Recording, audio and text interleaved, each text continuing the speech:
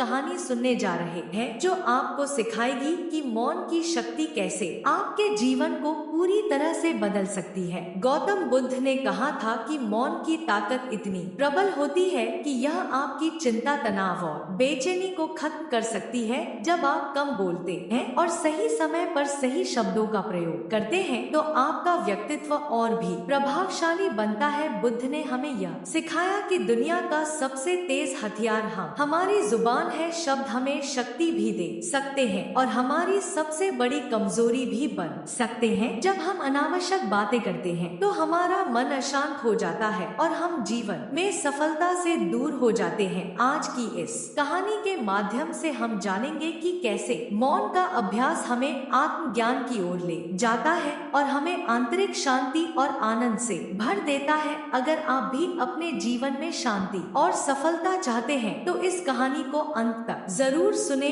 और वीडियो को लाइक करें। तो चलिए कहानी शुरू करते हैं। चीन में एक बहुत ही प्रसिद्ध बौद्ध भिक्षु रहा करते थे। दुनिया के शोर शराब से दूर जंगल में वह रहते थे और वह बड़े ही ध्यानी और बुद्ध के भक्त व्यक्ति थे, इसलिए वह पूरे चीन में बहुत अधिक प्रसिद्ध थे। एक दिन एक राजकुमार उसी बौद्ध भिक्षु के पास आया और बोला, हे गुरुवर, मैं हमेशा थका हुआ, निराश और परेशान महसूस करता हूँ। मेरा मन बहुत अशांत रहता है। हालांकि मेरे पास सब कुछ है, दौलत, शोहरत, सुख सुविधाएं जो हर व्यक्ति चाहता है या पाने की इच्छा करता है, लेकिन फिर भी मेरे अंदर इतनी अशांति और चिंता क्यों? बौद्ध भिक्षु ने उसकी बात बहुत ही ध्यान पूर्वक सुनी और कुछ सोचने के बाद कहा, तुम इस प्रश्न का उत्तर जानते हो, बस तुमने कभी इस प्रश्न को हल करने की कोशिश नहीं की है। भिक्षु ने आगे कहा, मैं एक रिसर्च करना चाहता हूँ, क्या तुम मेरा साथ उसमें दोगे? इस रिसर्च के बाद तुम्हारे जीवन में किसी भी तरह की अशांति और चिंता नहीं रहेगी। यह बातें सुनकर राजकुमार बहुत हैरान था। उसने बौद्ध भिक्षु से कहा, बताइए मुझे क्या करना होगा अपने मन के लिए, मैं कुछ भी करने को तैयार हूँ। राजकुमार की इन्हीं बातों को सुनकर भिक्षु ने कहा, तो फिर आप अगले 21 दिन के लिए मेरे आश्रम में रहोगे और एक सामान्य व्यक्ति की तरह अपना जीवन व्यतीत करोगे और इन 21 दिनों में तुम अकेले और चुपचाप रहोगे, जितना हो सके कम बोलोगे। राजकुमार उस भिक्षु की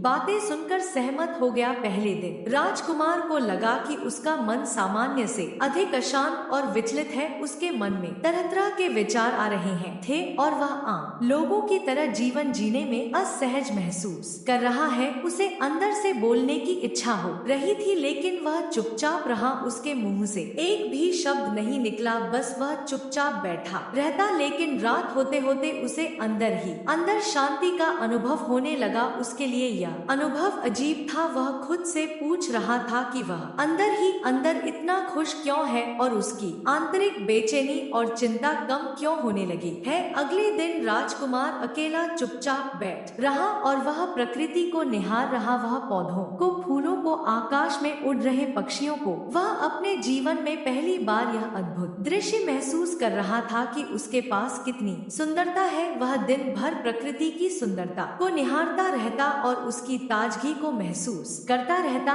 इसी तरह से 15 दिन बीत गए और उसके मन की सारी बेचैनी, सारी हलचल, सारी उथल पुथल और सारा तनाव गायब हो गया। 21वें दिन की सुबह राजकुमार फिर से एक में बैठ गया और कुछ ही मिनटों में उसकी आंखें अपने आप बंद हो गई और वह गहरे ध्यान में चला गया। वह पूरे दिन वहीं पर आंखें बंद करके बैठा रहा और गहरे ध्यान में डूबा रहा। ना कोई शब्द, ना कोई चिंता। राजकुमार भीतर से असीम शांति और आनंद से भर गया। राजकुमार अपने बाकी के 4 दिन इसी तरह गहरे ध्यान में व्यतीत करने के बाद 21 दिन बाद भिक्षु के सामने प्रस्तुत हुआ और भिक्षु को प्रणाम करके बोला, महात्मा जी, मुझे उत्तर मिल गया कि मेरे मन में इतनी उथल पुथल और चिंता क्यों थी। मैं जान गया कि मेरा मन इतना अशांत और विचलित क्यों था। बौद्ध भिक्षु मुस्कुराते हुए पूछा, बताओ क्या उत्तर मिला तुम्हें? राजकुमार ने कहा, मैं आवश्यकता से अधिक बातें करता था। मैं किसी पर भी अपने शब्द और ऊर्जा व्यर्थ करता था। मैं दिन भर अपने लोगों से फालतू की बातें करता रहता और फिर उन्हीं के बारे में अकेले में सोचता रहता और ज्यादातर समय नकारात्मक ही सोचता रहता।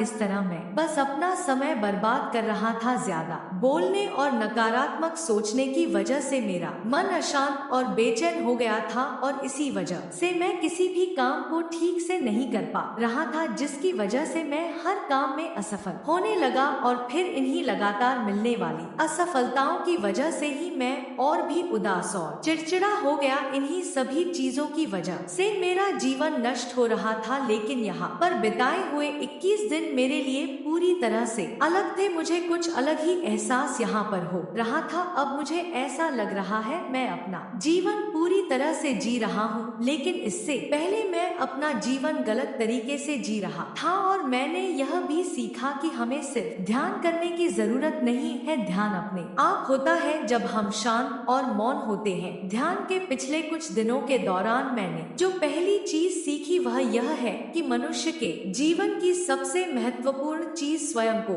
जानना ही है। यह सुनकर बौद्ध भिक्षु ने कहा, सिर्फ तुम ही नहीं, दुनिया में ज्यादातर लोग जरूरत से ज्यादा बोलते हैं। आज भी लोग ज्यादातर समय केवल एक दूसरे को नीचा दिखाने के लिए ही बोलते हैं। कुछ लोग ना चाहते हुए भी बातें करते हैं और अपना जीवन बर्बाद कर लेते हैं। भिक्षु ने राजकुमार को चुप रहने का महत्व समझाते हुए कहा। एक बार गौतम बुद्ध से उनके शिष्यों ने पूछा, आप ज्यादातर समय चुप क्यों रहते हैं? बुद्ध ने कहा, क्योंकि चुप रहने से व्यक्ति अंदर से अनंत शांति की गहराइयों में होता है। मौन अपने भीतर उतरने की पहली सीढ़ी है। मौन के बिना स्वयं को जानना असंभव है। स्वयं को जानने और समझने का पहला नियम है कि मौन हो जाओ, उतना ही बोलो जितना अत्यंत आवश्यक हो। बेफिजूल की बातें करना छोड़ दो। तुम अचानक पाओगे कि 95% से भी ज्यादातर लोग व्यर्थ ही ज्यादा बोलकर अपना समय बर्बाद कर रहे हैं। ना बोलने का कोई भी नुकसान नहीं है, लेकिन यदि आप ज्यादा बोलते हैं तो आप अत्यधिक गलती कर देते हैं। अगर व्यक्ति कम बोलना शुरू कर दे तो दुनिया की 95% मुसीबतें कम हो जाएंगी। झगड़े फसाद कम हो अगर लोग थोड़ा चुप रहना सीख जाए। संसार की बहुत सारी समस्याएं हैं, बहुत सारा झगड़े सिर्फ बोलने से पैदा होते हैं। सारी बात मौन सीखने की है। जब तुम नहीं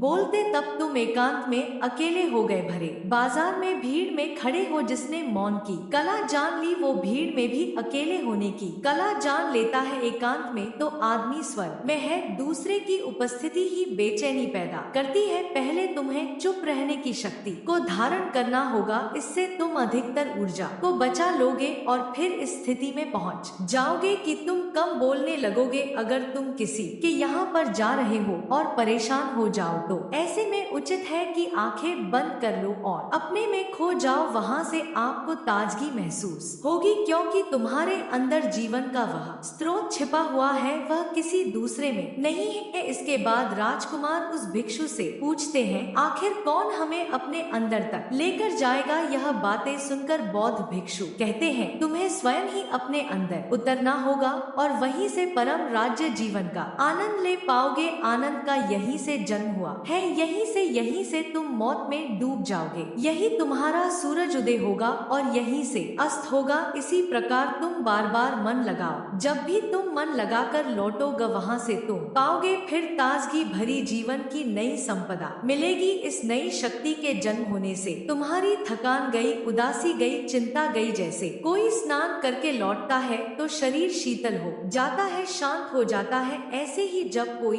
भीतर से साफ होकर वापस आता है, मौन में स्नान करके लौटता है, तो समस्त अस्तित्व, समस्त व्यक्तित्व शांत और मौन हो जाता है, आनंदित हो जाता है। जब तुम आंतरिक मौन की उस पराकाष्ठा पर पहुंच जाओगे तब तुम पाओगे कि बोलने से भी तुम्हारा मौन खंडित नहीं होता, वह बना ही रहता है। उसकी एक अंतर धारा लगातार तुम्हारे भीतर बहती रहती है। तुम बोलते तो हो, तुम शब्द का उपयोग भी करते हो, लेकिन वह तुम्हारे मौन को खंडित नहीं कर पाती। एक बार गहरे मौन में स्थिर हो जाओ, फिर तुम्हारी वाणी में भी मिठास आ जाए। तुम्हारा बोलना संगीत पूर्ण होगा, तुम्हारा बोलना सत्य होगा। तुम बोलोगे तो दूसरों पर भी शीतलता छा जाएगी। जैसे ही तुम अंदर से चुप होते हो, तुम इतने शक्तिशाली होने लगते हो कि समाज की निर्भरता तुम छोड़ने लगते हो और तुम्हारे जीवन में एक मस्ती आती है जो केवल दीवानों के जीवन में होती है। तुम्हारे चेहरे पर एक नई रौनक आ जाती है, तुम्हारी आंखें किसी अमृत के समान हो जाती हैं और तुम अनंत शांति के समुद्र में डूबने लगते हो। इतना कह भिक्षु ने अपनी बात खत्म की और वह मौन में चले गए। राजकुमार उनका धन्यवाद कर अपने महल में चला गया।